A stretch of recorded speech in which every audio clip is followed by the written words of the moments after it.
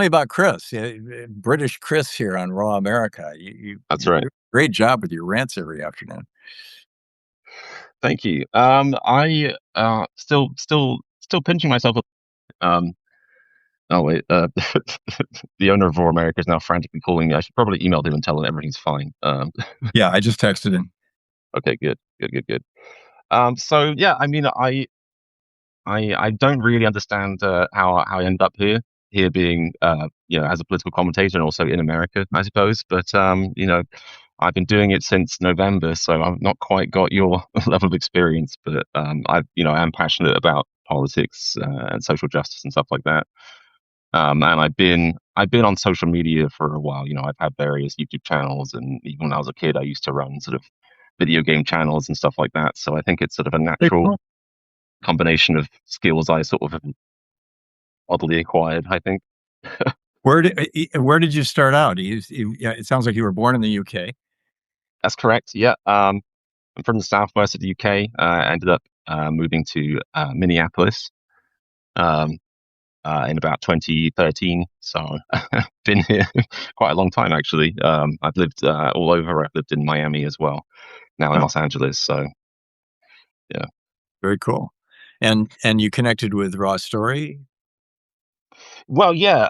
Actually, through Really American, this is sort of one of those moments where it's like, it's hard to believe how it happened. But yeah, I people say, how did you get that job you have? It seems ridiculous. And it's like, well, I replied to a listing on Indeed, I think it was, that looked Uh, it was very, very low key. It was like, political commentator wanted for YouTube channel. right. And then Really American have been collaborating with Raw Story recently, so I've been shunned onto that channel to help build it up. Yeah, and I mean, that's definitely one of those things that is a pinch myself moment again, because I've been on Raw Story for a while as a reader. Unfortunately, all my progressive friends, they're not as well read as I am or something, but or maybe there's not on Reddit as chronically as I am, because on Reddit, on the politics subreddits on Reddit, you'll find a lot of Raw Story links, and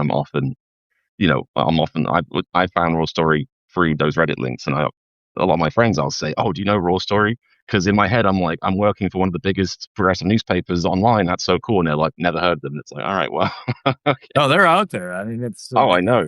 an alternate as well. John Byrne has just done an amazing job building something from nothing. I'm so impressed, and he's been publishing my stuff for years, and not no kind of formal association. I don't get paid for it. I just send it in and off it goes. And You don't get paid for it? Wow, I'll have a word with him about and that. and I was so when he said, are you interested in doing a newscast in the morning and a rant in the afternoons? I was like, yeah, that sounds like fun. So we're it's kind of a whole brand new adventure, this whole Raw America thing, and coming on Substack. And I mean, I've been on Substack for 5 years now. I think we just started our fifth year with HartmannReport.com, Yeah, and I think right now we sent this out to everybody on Tom.tv, which is our radio show channel and TV yeah. show. But so but it's a great product. I mean, it's Raw Story has just done a marvelous job, and throughout the years, a lot of fun. Yeah, absolutely. And I think, and we push this a lot in our content, but it is true that now more than ever, independent media voices are absolutely critical. So Yep. Not owned by be part of this billionaires. team, Yeah. right? Yeah. Not yet. The line's open. No, I'm Yeah. kidding. There you go. So no, there billionaire money goes 5-1 to Republicans. I doubt that any's coming our way. So, did you have Good point. questions for me, Chris? Absolutely. Yeah. I mean, obviously I was, aware of you before, but, did some more, research on you last night in preparation for this, and was like, Oh, oh my goodness, this guy's qualifications list not helping my imposter syndrome. I'll say that, but I've got some questions here for you that I think are interesting. sure. So I'll shoot.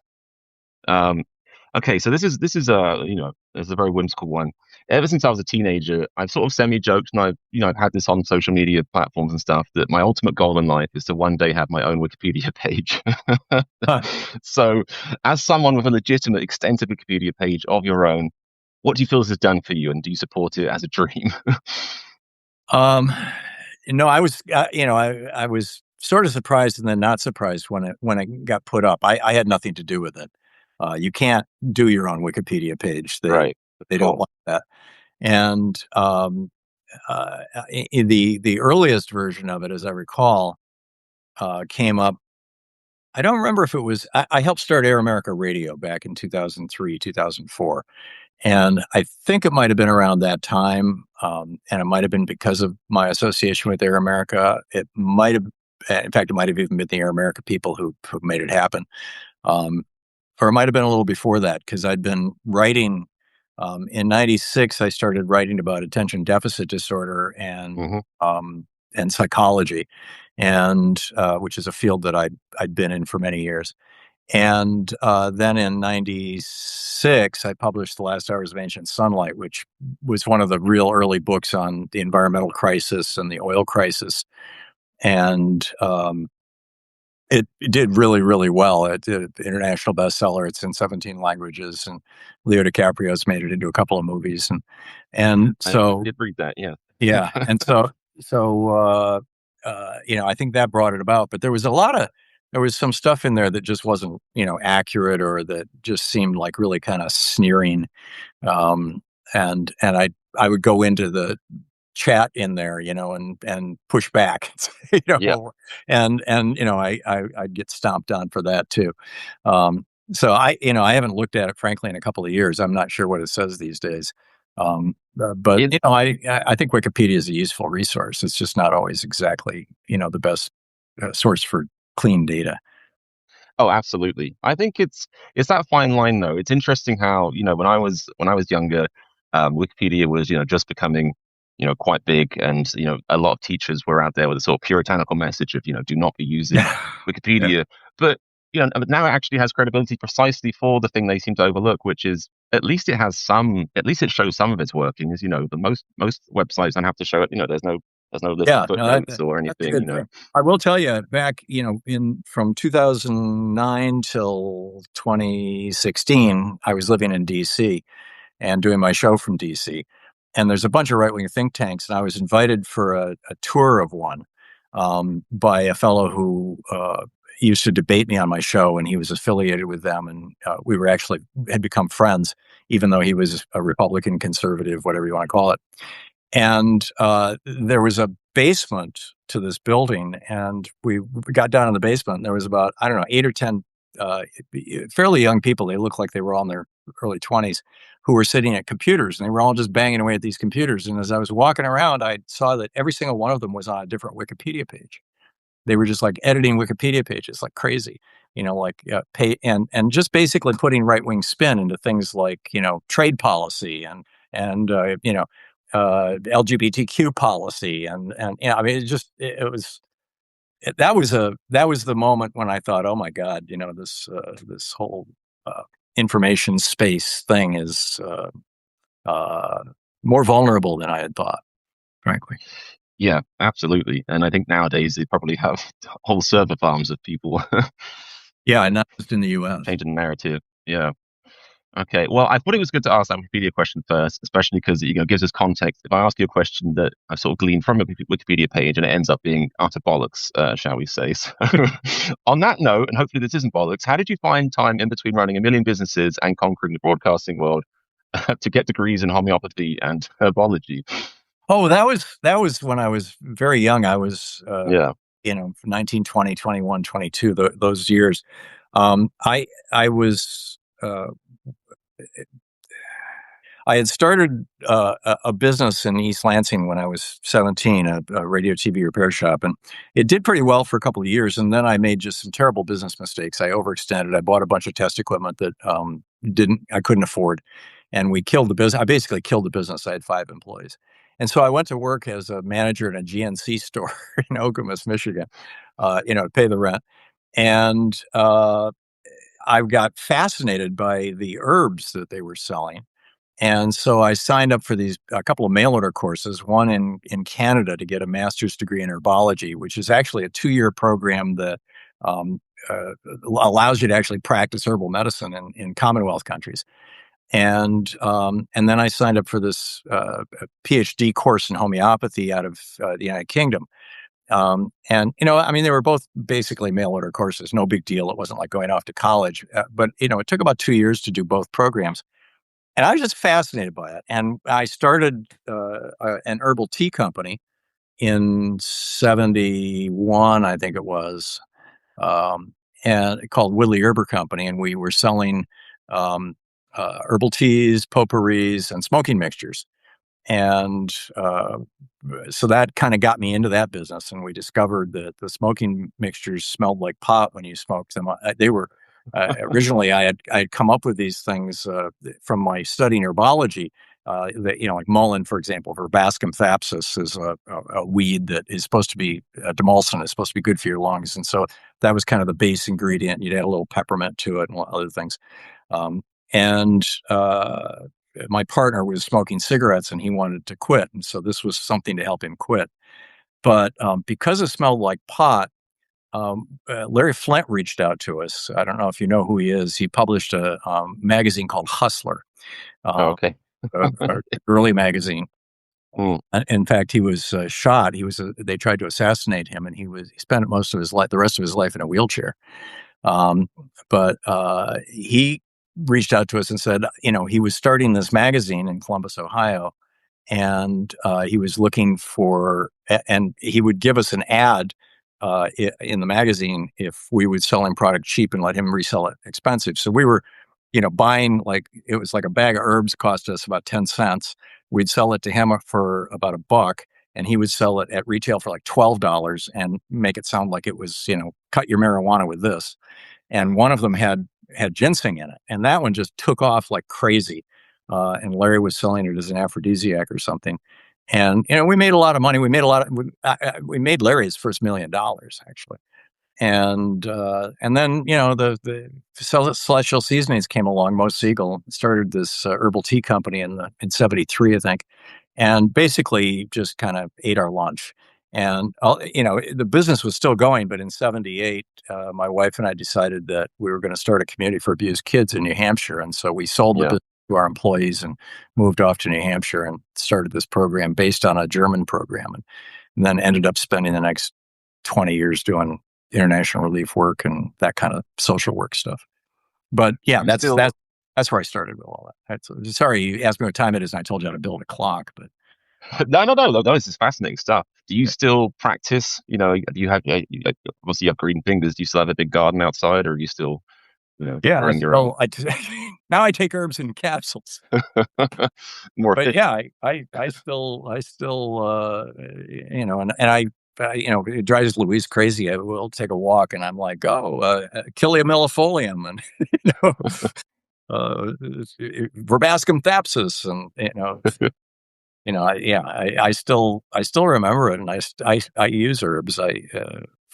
Myself. I mean, I think it's great medicine. I'm skeptical about homeopathy. I think homeopathy is, although the idea of an etheric energy that can be amplified, by pounding the liquid on a leather bound book 100 times, as Samuel Hahnemann suggested back in the 1870s. Um, I think it's a fascinating idea that everything has its own vibration, and that you can heal people with that. Um, but the science part of me is pretty skeptical, and I think that an awful lot of it probably has to do with, in homeopathy, you spend hours asking people about their life and about how they feel and how, what their condition is and all this kind of stuff in order to find the proper remedy or combination of remedies for them, because each remedy has a personality, essentially. It has like somebody who's phlegmatic, or somebody who's easily angered, or somebody who's whatever. And so I think that there's probably more a psychotherapy aspect to it than there is a physical therapy to homeopathy. But with herbology, I mean, you're clearly looking at active ingredients, at things that actually change the body's physiology. My mum used to be a huge proponent of rescue remedy, and Oh it yeah, worked precisely for the reason. What's that term that's escaping me right now? But placebo placebo. effect. Yeah, but that's science. That is science. It's I mean, if somebody over you and they're telling you they're taking care of you and they're mixing all these things, your body's like, sweet, here comes the Well, healing. they have done studies finding that when done properly, placebos, whether they're sugar pills or injections of saline, can be more effective than actual morphine at reducing pain. It Yeah, all has, if you give a person real morphine and you act skeptical, or if you give them a sugar pill and you act like you are absolutely certain this is one of the most potent painkillers that's ever been developed, it's a brand new drug, you got to check this out. They will get the pain relief from the placebo more effectively than from the morphine, which is incredible. But you can look it up. I mean, I think it just really goes to show the power of the mind. Yeah, You know, it something does. that not all of us can harness, but That's right. it's It's all in our minds. yeah. Well, that's a good jumping off point for my next question because Uh, something I was thinking about when I was preparing for this interview or this discussion. It's something I've struggled with my whole life, is imposter syndrome, which obviously isn't helping by having to interview a broadcasting legend when my own broadcasting experience is talking shit on YouTube, essentially. So, is imposter syndrome something you ever struggled with? And what advice could you give on that front? And please don't say, no, I never struggled with that. That would destroy me. I think everybody does. I mean, Yeah, at least at first. And when Louise and I moved up to New Hampshire to start this program for abused kids, and we didn't have the academic credentials that you would right. expect for that. And I mean, neither one of us were like licensed social workers or things. I got rostered as a psychotherapist eventually, but I had to go through a lot of hoops. And this was after we started the program. And there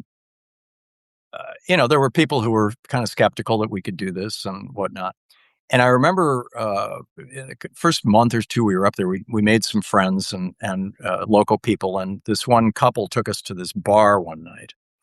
And um, there was this guy who was doing a kind of a Jerry Lee Lewis imitation. He had an upright piano and he was sitting at the piano and he was all big, hairy guy, lots of hair. And and he was doing Jerry Lee Lewis kind of songs. But our friends were like, you gotta, just hang out and wait for the grand finale here.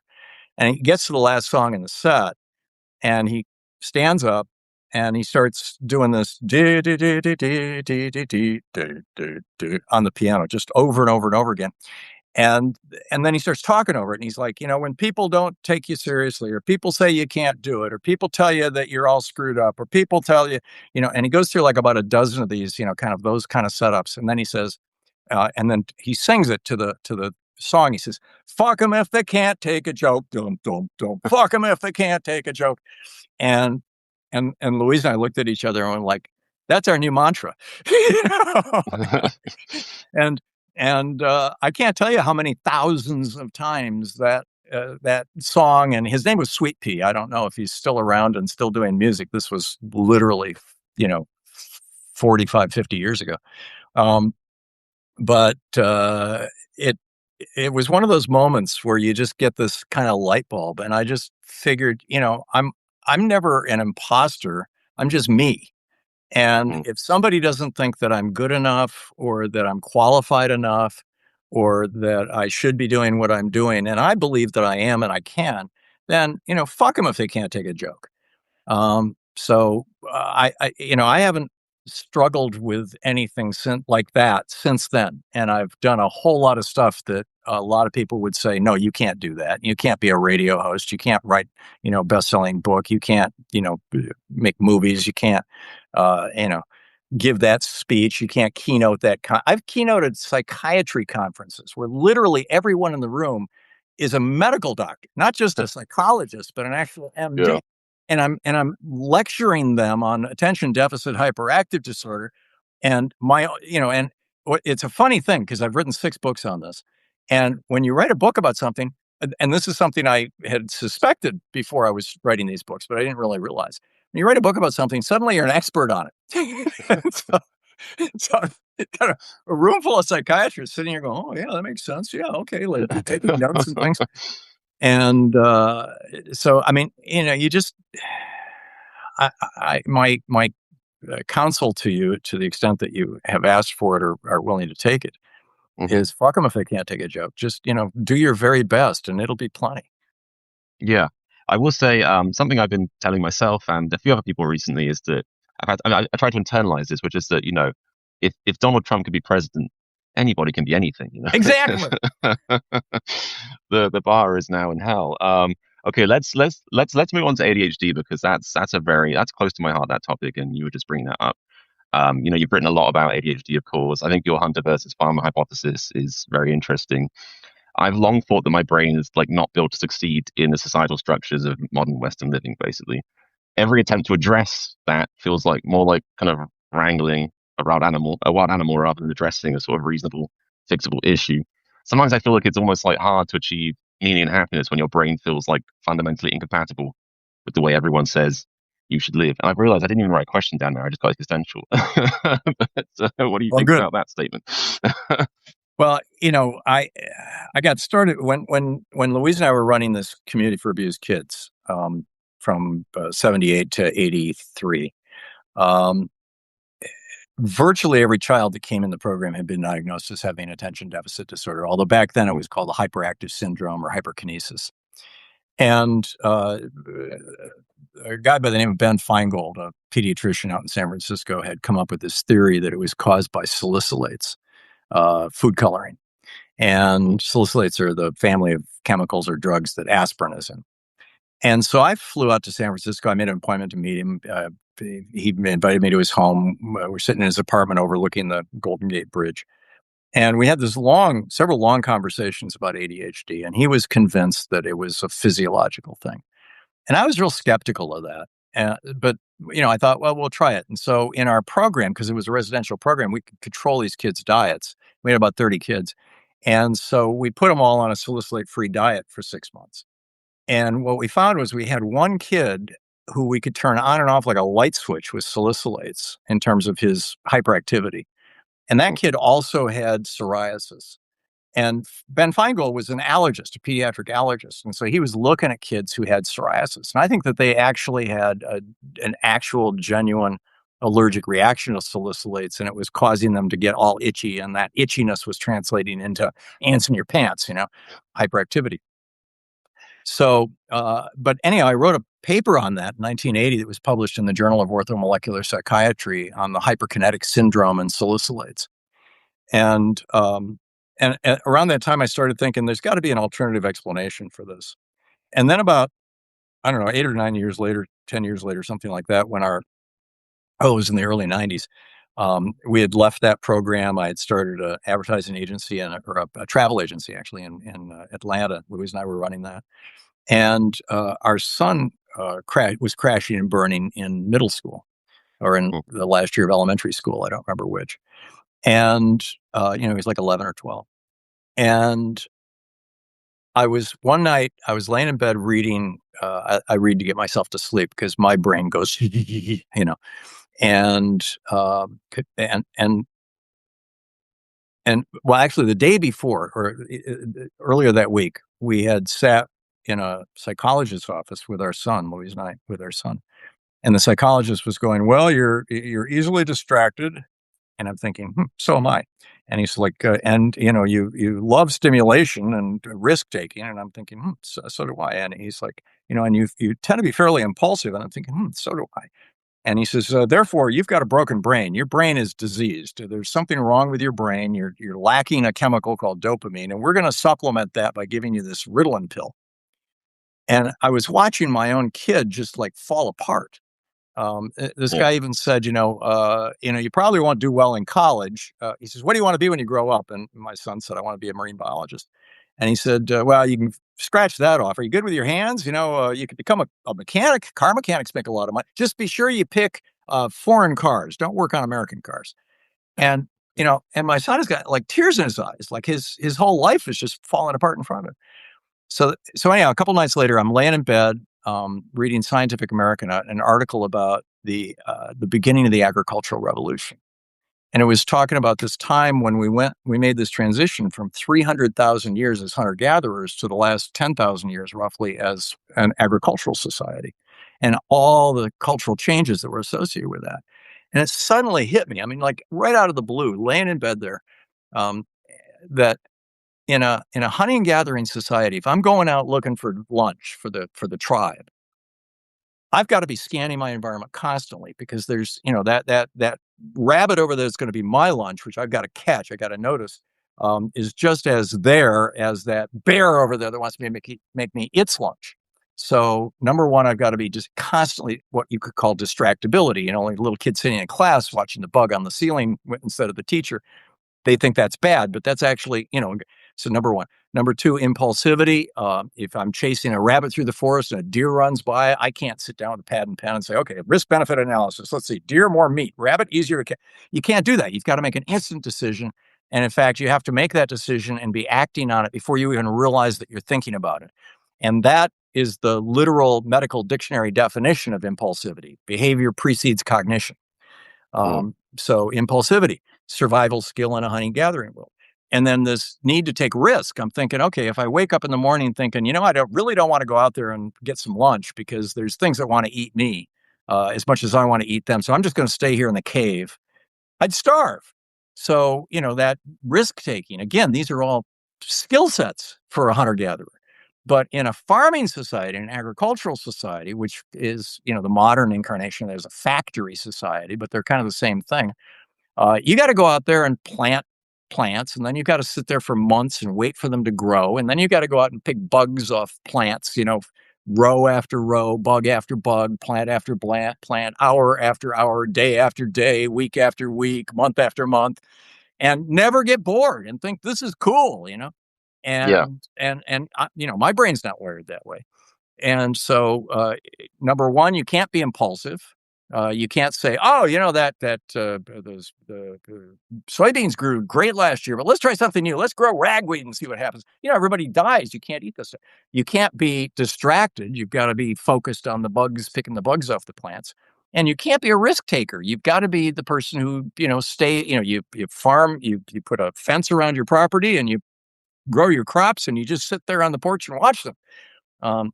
And so I wrote this book to my son that is still in print. It's been through, I don't know, 15 editions. It's called ADHD Hunter to Farmer's World, basically saying you're not broken. And then I started looking into other people's lives. And in the book, there's a biography of Thomas Edison. There's a biography of Sir Richard Burton. There's a biography of Ben Franklin. All of these guys were clearly hunters in a farmer's world, ADHD people.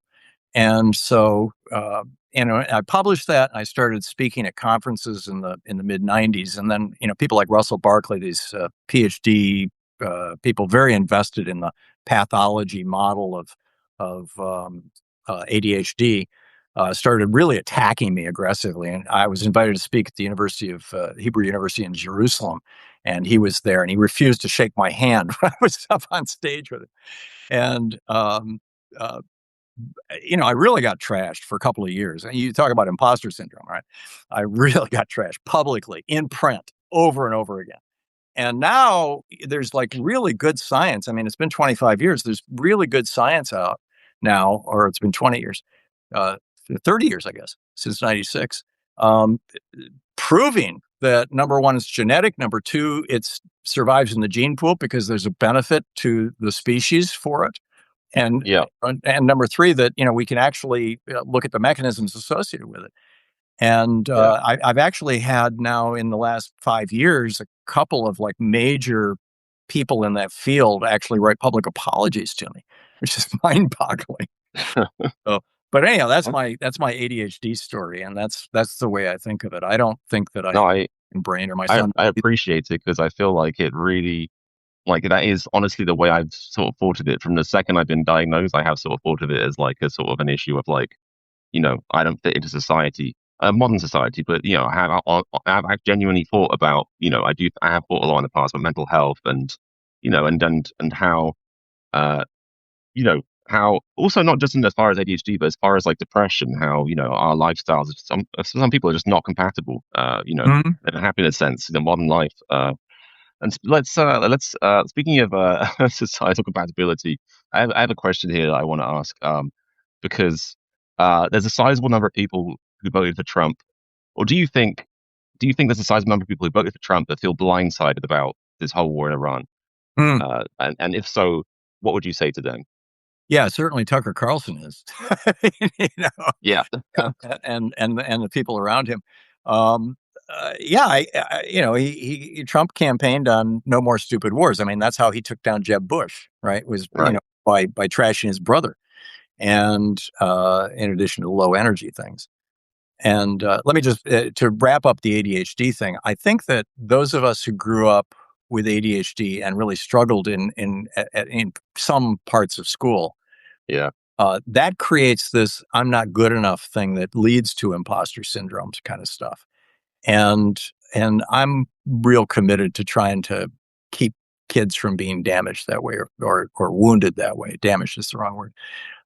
So, but anyhow, I think Trump is one of those people who grew up. I don't think he's grew up like this, but I think he grew up unloved, and he's badly damaged by it, badly wounded by it, and so he makes these impulsive decisions. And I don't think he really thought through going into Iran, and I think the people around him are so terrified of him that they were unwilling to confront him or warn him or whatever. Um, so what I would say to his followers is, this guy's a hustler. He's a scam artist. He's a congenital liar, a pathological liar. He's been lying to you. He's been lying his whole entire life. He told 30,000 lies that the Washington Post documented in his first term. And, he was lying to you when he said no more stupid wars. He'll do whatever he thinks is going to be to his benefit. And my biggest concern is that this thing is going to lead to World War III. I mean, it's spread now to 18 countries. And, this is a very dangerous thing. 2 days ago, his people were saying that Iran will never mine the Straits of Hormuz. Guess what? Today, they started laying water mines, mines in the Straits of Hormuz.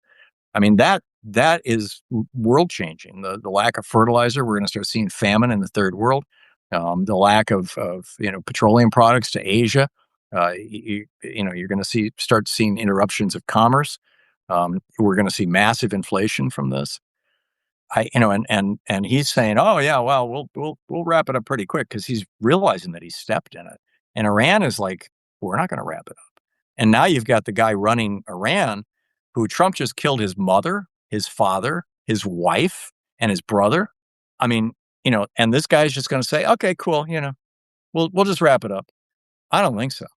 I think we in the world and Trump and his people are in for some real difficult and challenging times. And I think the other thing, I also agree with Timothy Snyder, the fascism expert who wrote on tyranny, who a couple of days ago on Substack, here on Substack, was writing about how, in his opinion, the main reason that Trump attacked Iran was because Trump believes that Iran has sleeper cells in the United States, and he wants a 9/11 kind of event, a Reichstag fire kind of event, because that catapulted George W. Bush from being, you know, universally disliked and having very low popularity ratings. Everybody thought he just stole the election, into having 90% popularity.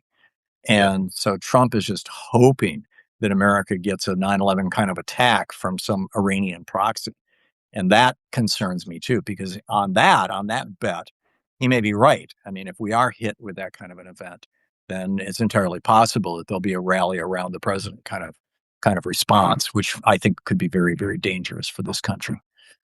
I think it is impressive how humans are willing to completely forget all of history the second something dramatic happens, Yeah. What are your like thoughts that. on it, Chris? I, I, my thoughts about Trump's warmongering is I don't think there's any logic to it other than his ego. I have my own rich personal history with people with narcissistic personality disorder. I'm not a psychiatrist, so I can't diagnose him, but I would bet all of my money and and life force on that Yep. biggest condition. And it's almost, I think sometimes it's almost like the second people say you shouldn't do that, it becomes almost like a sort of weird hyper focus where they absolutely must do it. I think, his whole second term has been a case of him, making sure all the guardrails that were there during his first term are completely gone. Yeah. And, it's just, I think the most interesting thing about the Iran war right now, there's many interesting elements to it, is the fact that it's funny how Trump always managed to find a way to like lower the floor or whatever it is. As in, a few months ago, the concern was, oh, this whole issue with Greenland is changing the world order. That was child's play compared to what's happening in Yeah, Iran. I think, as far as, America standing on the world stage, and the traditional sort of Western order of things, I think this is way more devastating. yeah. I think he thought that he looked at all those people in the streets in Iran and thought, if we can decapitate the leadership, those people will show up and they say thank you very much and they'll take over their country. And it was just a massive miscalculation, just massive. You think he genuinely did it for sort of not well, narcissists never do anything for genuine, like kindness reasons, but sort of as a way of getting some approvals and validation. Oh yeah, yeah. Yeah, Well, he does it. He does everything because he thinks it's going to benefit him somehow. He wanted to be the hero. He wanted to be the guy who did what George Bush couldn't do and no other president could do. And Netanyahu just saw him coming, and Putin probably gave it a wink and a nod. So because I think, Putin's the main beneficiary of this, other than and that. that's the real. I think that's the real danger of Trump as an entity, is just that he he is as emotionally unintelligent as he is, and ironically easily manipulated. I think people think his followers are easily manipulated. I think Trump is very easily manipulated, and somebody who is that easy to manipulate, who has that much power, is so insanely dangerous. It's just it's absolutely unbelievable. Yeah, yeah, I agree. We are living in a very dangerous time, Chris. I never expected in my life to see this level of dysfunction and criminality and corruption and international danger that Trump has brought this country to. I think it's a real crime. I see it almost as like a sort of a dam breaking. If you could put on a graph, corruption and criminality and that stuff, you have like sort of you'd have like Bush and then Biden, but Trump just just Yeah, exploded the dam. It's the whole flood the zone thing is like that realization of, well, if people don't make enough fuss about one bad thing, we can do a million bad things, and then they'll be yep, completely overwhelmed. yep, Yeah, you exactly. it's, you brought up an interesting point, because I had another question here, that was you know he basically already covered it, but the question was, why do you think Trump is suppressing a report warning of revenge attacks from Iran? But I think the obvious answer is because he actually thinks it might benefit him. Yeah, Yeah, yeah. He doesn't do anything except for himself, and you know, his board of peace was pathetic enough, but he's stepped on a whole different stage now. He's gone from being a small time hustler, which is basically what he did with Venezuela and with his so-called board of peace and even going along with Netanyahu with his genocide in Gaza. And now he's stepped onto a much larger stage where this is great power stuff. I mean, Russia is now making a fortune selling oil. Trump gave them a waiver so that they could sell oil to India from our sanctions, which is crazy. China is looking at this going, China's been stockpiling oil, it turns out, for the last 6 months. And they're looking at this going, yeah, very good. Use up all your weapons, Mr. Trump, please. And then we'll take Taiwan. And if China takes Taiwan and Putin decides that he's going to double or triple his efforts in Ukraine and take a bite out of Eastern Europe, I think we could very quickly see World War III. And the question is, will Europe and the United States work together to fight the last war? To revisit World War II against fascism. In this case, Chinese and Russian. Or will Trump align us with Russia and China, which I think is frankly more likely, that he'll try to cut deals with those two countries and say, "Oh, isn't this wonderful? Look what's happening." And then Europe is kind of standing alone, and at the same time that Russia and Iran are doing psychological warfare on Europe, supporting all these right wing parties like AFD and whatnot. And sure.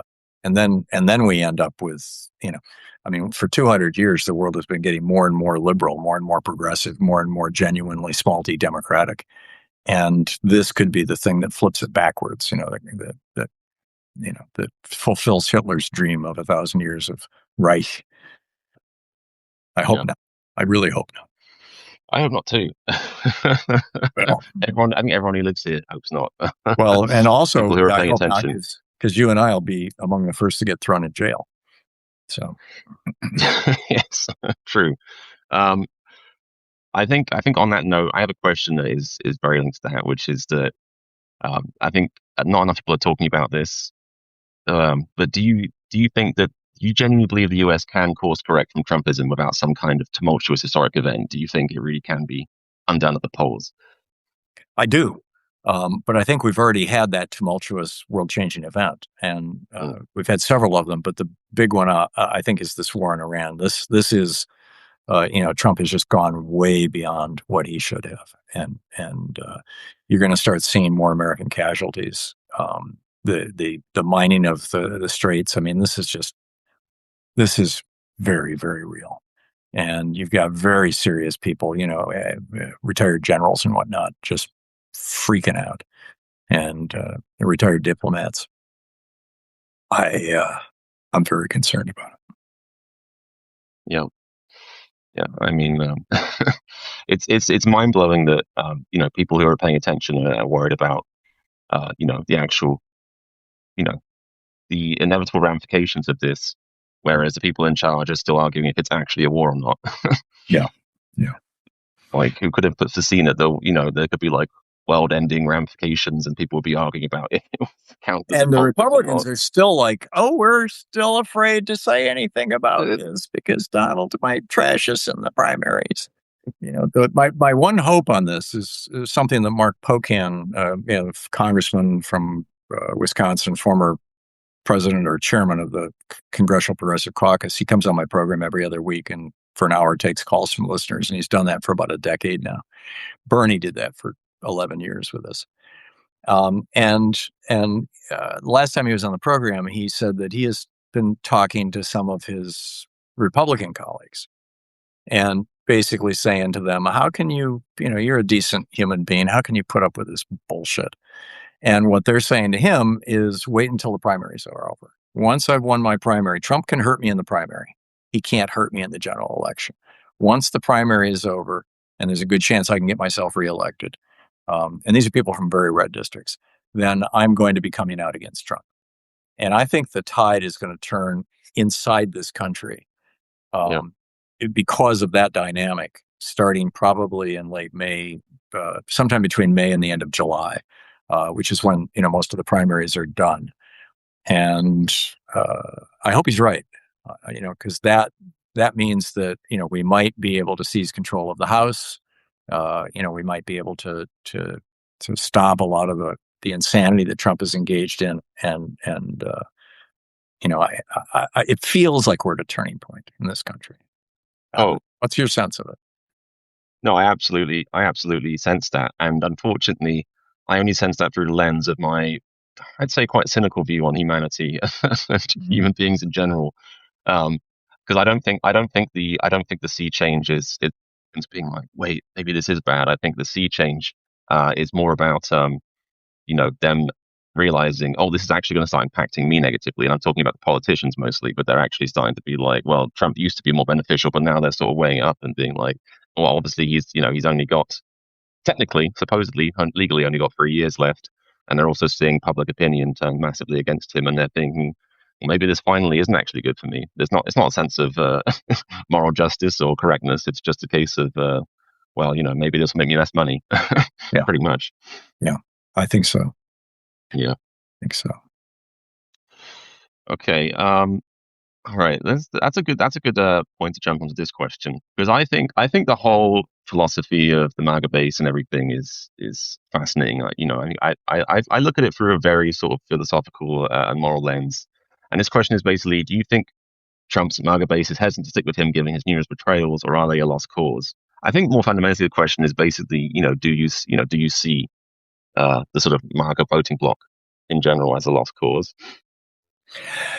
I think that, like with any other political group, it's made up of factions, Right. and there's a very substantial faction of MAGA that are just unrepentant racists, and they're going to follow where whoever's preaching racism, which is the I think it's the foundation of MAGA, and misogyny and homophobia as well. Yeah, all Um, the fun ones. yeah, that kind of collection of bizarre, hateful people. Um, there's also people, and I've known a few of these folks who got dragged into this mostly through the health thing, who are just kind of the idea that there's a conspiracy to a bunch of rich people are running the world, and they have their interests rather than our interests. And then those conspiracy theories tend to go down these weird rabbit holes, the anti-Semitic rabbit holes, and the Yes. the bloody bloody blah. But I think that there's and this is kind of the QAnon bunch, and there's a fair number of those folks who are not hateful and not racists. They're just, they've just been exploited, and their fears have been exploited with these easy solutions to complex problems and these, wild conspiracy theories and things. Absolutely. The Comet Pizza and all that kind of stuff. And I think that group is the group that you can reach. Yeah. And that's the group that is probably the most disillusioned right now. So, Yeah. and a lot of this, I think, frankly, and this was kind of just flew under the radar of most of the media.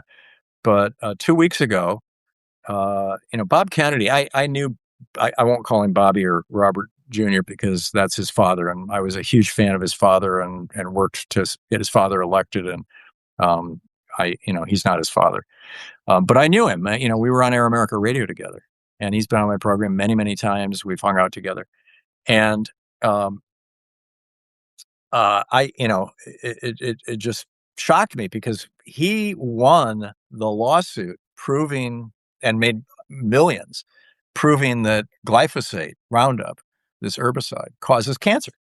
And it's always been like a foundational thing among the health nuts, uh, both on the right and the left, that glyphosate is evil stuff. And a couple of weeks ago, Trump and his Department of Agriculture, I forget who's running the Department of Agriculture, but he's an old pesticide guy. They just decided that glyphosate is just fine and we need to make more of it. And Bob Kennedy came out and said, okay, I support that. And I think that there was just a massive shockwave that went through the health movement, that is not going to, I don't think they're going to recover easily from it. I think they're starting to realize that these guys are just hustlers and they've been lying to them and bullshitting them all this time too. Yeah. So we'll see where it goes. But I'm just seeing these constituencies being peeled off one after another, I which, think it's interesting what you were mentioning just a moment ago about, because I so agree that there are a lot of these people, it's desire to sort of feel knowledgeable, but without necessarily having to really work for that knowledge. yeah, I think there's a certain demographic of people who really enjoy feeling like, I have this secret information which nobody else has. And it's such a shame because the reality is it's almost like it's the same reason, maybe it's the same reason as why sometimes I morally struggle with the fact that, on YouTube, you sort of have to use clickbait a little bit or, sort of use these mm, funky titles and thumbnails to get people to watch. And it's the same thing where it's like, they're interested in conspiracy. They're not even conspiracy. They're interested in fundamentally what's wrong with the world, which is good. It's a very good instinct, but they're interested in why the world isn't perfect and why society doesn't feel quite right and why a lot of people are unhappy or not financially well off or all this stuff. But they chase the shiny thing of like, oh, it's so interesting if this was actually was all happened in the pizza basement rather than the very obvious and boring thing of billionaires just controlling everything yeah, and people with power and money having nefarious things and influencing policy and stuff like that. And yeah. it's a shame that people, unfortunately, are so willing to chase, the easiest explanation Well, and the more interesting one, I guess. yeah, I think the good news is that these people who have been convinced that, there was this conspiracy, whether it was, the international Jewish conspiracy with George Soros, or it was the big corporations or whatever, that was conspiring to screw the right wing and the Republicans and Donald Trump and all that kind of stuff. Their head is already in this space of somebody is fucking with us. Somebody is doing this to us. Yep. And they're not wrong. They've identified the wrong people. And so I think as they're starting to wake up, oh, Bob Kennedy is fine with glyphosate. Oh, that's weird. Okay, so he's one of them too, huh? And so Donald Trump says no wars, but yeah, look at this, he's bombing Iran. Oh, he's one of them too. And I think that whole kind of conspiracy movement, not just the QAnon part of it, but the whole, this is much broader than that. I think it's going to start to shift and point its spotlight at at frankly at the billionaire class, at Trump and his billionaire buddies. And because they really have, I mean, 5-1, they're pouring money into elections. We've gone from the billionaires in America in 2008, putting up, what, 10 or 12 million dollars into the federal elections, to now it's like 15, 16 billion dollars. And, they're preparing to pour all this money into this election this fall. And, we've seen a couple of politicians who've come out and said, in response to attack ads against them, oh, that attack ad is coming from APAC, or that attack ad is coming from this particular billionaire. And it just blows the attack ads out of the water. And I'm expecting to see a lot more of that this fall as things move forward. So we'll see. Do you think the voter base you mentioned, the ones who maybe have identified a problem but not quite got their head in the right place, are actually open-minded to being like, to even considering why an attack ad being funded by billionaires might be a bad idea? Yeah, I think so. I think that there was a time, and it wasn't that long ago, maybe a decade ago, when people like Mark Zuckerberg and Bill Gates were lionized. They were, they're rich, but they're rich because they're smart, and they're smart because they created these really cool things, and these really cool things are going to facilitate, a better world for all of us. And Facebook and Twitter and Microsoft operating systems and the internet and everything. And now people are realizing that they're just greedy SOBs. They're just people who were in the right time at the right place, or were sufficiently brutal and willing to crush anything or anybody in their path, that they ended up where they are. And what's the old saying from the 19th century? Behind every great fortune is a great crime. Mhm. I think this is from the time of Grover Cleveland's presidency, where in his 1887 State of the Union address, he was the only Democratic president in the last half of the 19th century, and he said, "Corporations, which should be the carefully constrained servants of the people, have become their masters and are crushing average laborers with an iron heel." Which is, I think, where Jack London got that phrase from for his novel, The Iron Heel. And, people woke up between 1875, basically, or 1880 and 1910, where we had, Grover Cleveland, and then you had Teddy Roosevelt, and then you had, uh, damn, I'm forgetting the president who followed him, but who were progressive Republicans, actually. And Cleveland wasn't, but Roosevelt was, and brought us the estate tax and broke up the big trusts. And I think we're going into a cycle very much like that, if we can succeed in not having Trump destroy the world or destroy our democracy altogether. Yeah. Actually, Well, fairly optimistic. Which, given our conversation up to this point, I'm actually optimistic. And part of it, I don't know if you're familiar with Peter Turchin.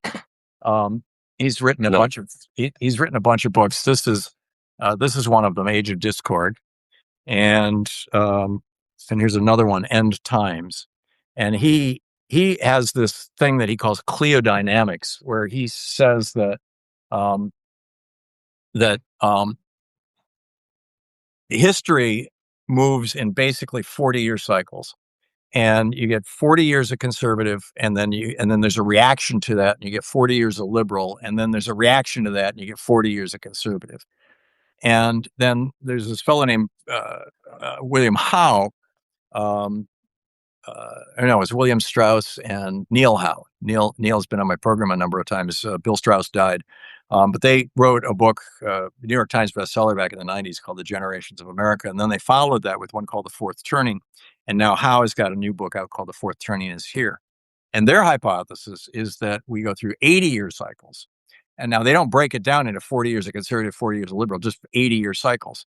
And that every 80 years, basically, the country reboots itself. And it's not just our country. You can see this in every country around the world. And they Is this said 80 years as in tied to human lifespans? that's exactly right. I was just going to say, Yeah. it's no coincidence that that's Right. basically a lifetime. And the mechanism of it is fascinating. There's 4 generations in that 80-year period. And so the first generation, let's say it's the generation that comes out of a war, whether it's the Revolutionary War or the Civil War or World War II, they come out of a war and a depression. There's always a depression and a war. And that generation fights the war and the depression. Then they give birth to a generation that are the quiet builders. They just put their nose to the grindstone and put the country back together. That generation gives birth to a generation who looks around and says, well, our parents busted their asses, and what do they get out of it? I think I'm going to seek enlightenment. I want to know the meaning of life. And they experiment with drugs and religion and things like that. It's, whether it's Henry David Thoreau or whether it's Timothy Leary. And then that generation gives birth to a generation that says, my parents sat around and stared at their navels all day or took out hallucinogens. And what did they get out of that? Nothing. So I'm going to get rich. And this fourth generation, then, in their rush to get rich, makes all the mistakes that bring about another economic crash that then leads to another war. And the cycle starts all over again. And literally 80 years ago, last year was the end of World War II, which was the end of that last cycle. 80 years before the Great Depression was 1860, well, 1859, the great crash that led to 1861, to the start of the American Civil War. Literally 80 years before the Civil War was the Panic of 1771, which led to the Tea Party of 1773 and the American Revolution of 1776. And so there's these 80 and 80 years before that was something else in the War of the Roses and whatnot. I mean, literally you can go back, all the way back to the 1500s in North America and in Europe. And so I see that both of these theories kind of complement each other, actually. I don't see them as competing because I see these 40-year periods within the 80-year cycles. Right. And we're at the end of an 80-year cycle. And the question is, will we reboot in, every single one of these reboots in 1776, 1861, 1950, 1945, and now, each one of these cycles has led to a more progressive, better, more inclusive nation. And the big question is now, will this next cycle do that? Or will this be the exception to that rule? Will this be the one where we actually embrace fascism and go into a dark age, another dark age? Because the dark ages were real, and they they ran Europe for 1,000 years. It's not like it can't happen. But I'm actually optimistic. I think that I think we're moving into a very progressive era. And I'm hopeful that the Democratic Party can do what Franklin Roosevelt did 80 years ago, in the last time that we went through this cycle, and reboot America in a positive way. I mean, he created all these programs, WPA, CCC, unemployment insurance, minimum wage, allowing for unionization, all this other stuff. And we've got some real heroes out there, the Bernie Sanders crowd, as it were, and the AOCs and whatnot. And I think that they're going to lead us into something great if we can just survive this Trump presidency.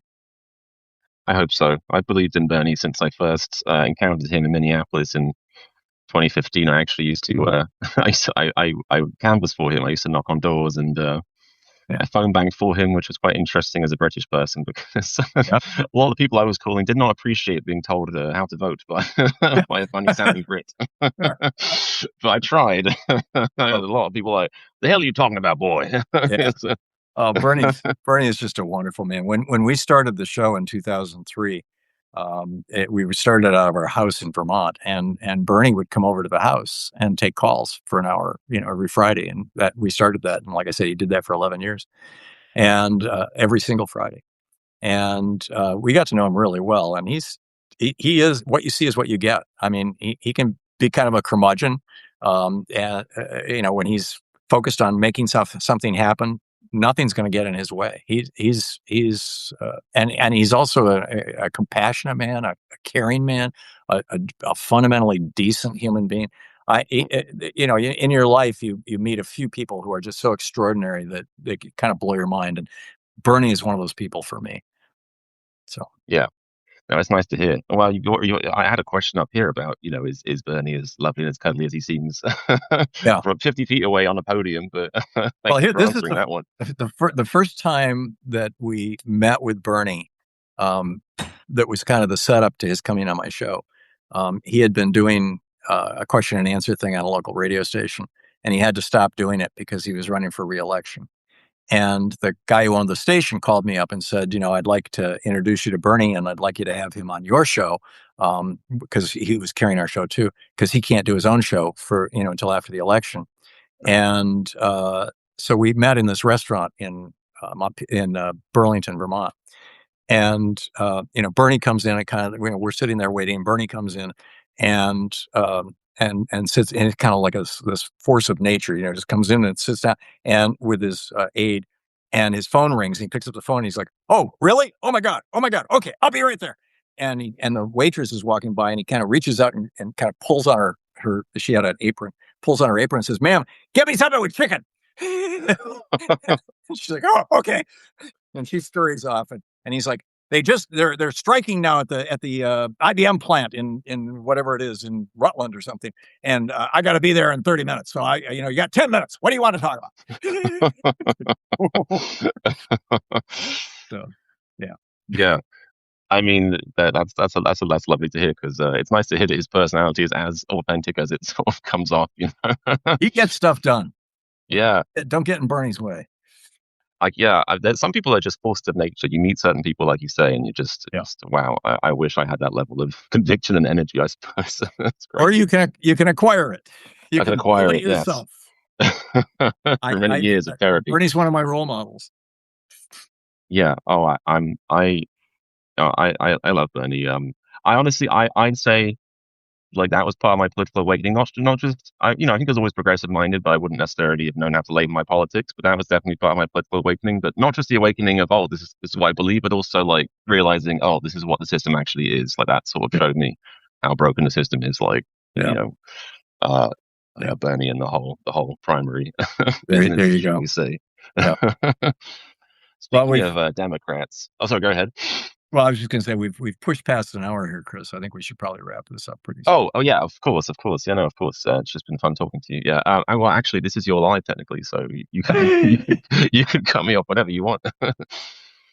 So, anything else you wanted to talk about here in the final minutes, as it were? Yeah, I think that's a good question to end on. Is basically because I think the question that I had written down was, is there a plausible scenario where Democrats hold Elon Musk accountable for the deaths from USAID? But I think broader than that, do you believe that the Democrats will actually be willing to hold people accountable? There's a lot of cynicism around that because of the fact that Biden didn't do anything with Trump, really. Do you think after this there will be a difference? They will be willing to actually hold people accountable? I think so. I think that Merrick Garland was, and this is my personal opinion, and I know there's people that strongly disagree with me on this, in particular Allison Gill. But I think that Merrick Garland was very worried about politicizing the Department of Justice. And it took him 2 years to get over that or past that. And ironic now. Yeah. And I think that part of his concern was that the last attorney general who had politicized the Department of Justice, John Mitchell, spent 19 months in prison for having done it. And, it's serious stuff. So, but I don't think they'll make that mistake again. I don't think the Democrats will make that mistake again. And what I hope will happen over the near term is I hope that a good documentary filmmaker will get out into the third world, into those countries where USAID was doing good work, and will document the hundreds of thousands, if not millions, of people, particularly children, who have died as a result of this. I used to do international relief work. I was in Uganda in 1980 during the war with Idi Amin. We took over a refugee camp. I had children die in my arms. We were digging mass graves. I've seen what happens when people don't get food or medicine. The best estimates are at least 1 million people have died as a result of what Elon Musk did. Bill Gates said, it's not a pretty picture, the richest man in the world killing the poorest children in the world. And he's right. And I hope that there is some good documentation of that and that it just goes insanely viral and everybody realizes just how absolutely evil what these people did is. and then there will be some accountability. But first, you've got to wake people up. You've got to inform people. Yeah. Yeah. Great answer. I very much hope you're correct. There is a cynical part of me that says if people are getting paid, they will continue to enforce the status quo. But I really hope things have gone so far that there are consequences. I think they have. Well, Chris, it's great talking with you and great meeting you this way. And yeah, it's an absolute honor and a pleasure. Yeah, you're doing a marvelous job with Raw America, and thanks for inviting me to this talk. We'll do it again sometime. Absolutely. See you again soon. Okay, and thanks to everybody who showed up. We've got absolutely 700 comments. People here. Yeah, trying to keep an eye on those. Thank you for great comments. Everyone. Yeah. Okay. All right. Have a great one. You too. Thank you. Bye, everyone.